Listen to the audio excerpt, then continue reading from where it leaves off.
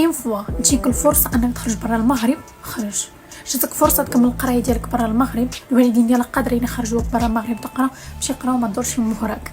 صافي حنايا دابا قرينا وباغيين كنقراو، عندنا الامل ديالنا غير في الله بوحده سبحانه وتعالى، ما عندناش شويه في الامل ديالنا في البلاد ديالنا، لان حنا غنقراو وغنخدموا حيت تشوفوا المغرب ديالنا لا سيستيم المهم لا تنظيم لا مسؤوليه لا حتى شي حاجه، راه خصو فين تعمل شي حاجه غير هيدا باش يقصيوك.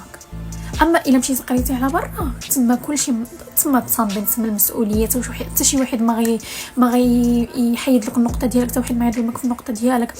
الحمد لله فاش غادا مرض ولا شي حاجه راه نتينا خصك تنقذ العائله ديالك. هنايا في المغرب ديالنا شنو كنمشي للسبيطار كامل فيه طبيب واحد ايوا طبيب واحد، والناس كيقولك شبر النوبه.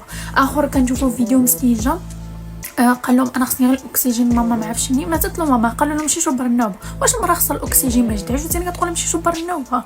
واش الموت كتشبر؟ المهم صافي انا عندي كيفاش نطلع على برا نقرا على برا، الوالدين ديالي قادرين انهم نمشي نقرا على برا صافي بعيني مجدودين انا، حيت حنايا البلاد ديالنا كامله الحكره، انا عرفتينا غادا مرض ولا غتمشي لك صحتك غتمشي للسبيطار صحابك انت غيزبقوك، غيزبقوا الناس اللي عندهم المعارف.